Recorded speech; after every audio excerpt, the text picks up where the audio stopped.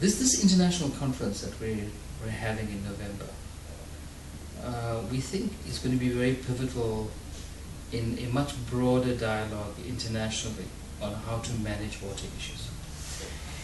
And you know, we have had in the last little while a very good look at the nature of the pressures around water globally. There are pressures around quantity with growing populations and increasing economic growth. There are issues around quality with increased urbanization and urban environments needing to do with many more people than they had planned for 10, 20 years ago. We're also at the same time dealing with extreme weather events around the world, destructive weather events, typhoons and hurricanes and natural disasters like earthquakes and tsunamis.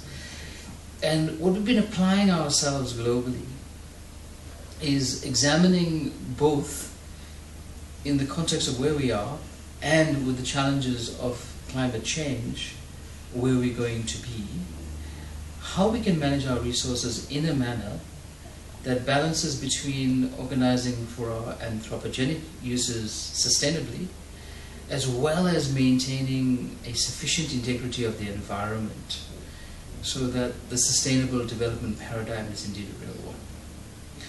Now, we have paid a lot of attention to the science around this, we have paid a lot of attention to the engineering issues around this, and they're very important. What we have now is an opportunity to take a different lens on engaging the issue.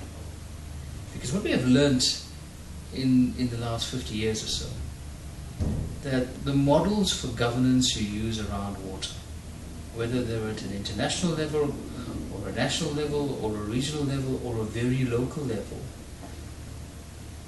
very intimately determines just how sustainable the management of the water resources will be in that domain.